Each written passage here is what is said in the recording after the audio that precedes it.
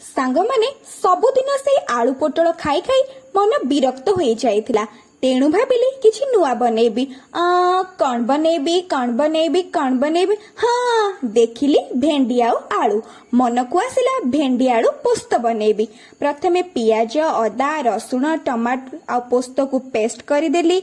कड़ाई रे किछि तेल फुटण सुखिला लंका पियाज पकई भल करी भाजी नेली।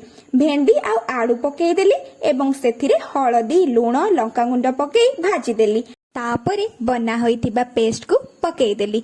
किछि समय कसला परे पानी दे कवर करदेली। किछि समय परे बनीगला मोर भेंडी आलू पोस्त।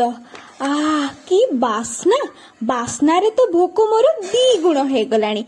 एहा को आपण भात आ रुटी रे खाई परिबे। मु तो चलेले बे रुटी संगे रे एहा को खाइबा को। आपण माने एहा को केउथिरे खाइबे निश्चय कमेंट माध्यम रे जणाइबे। रहिली धन्यवाद।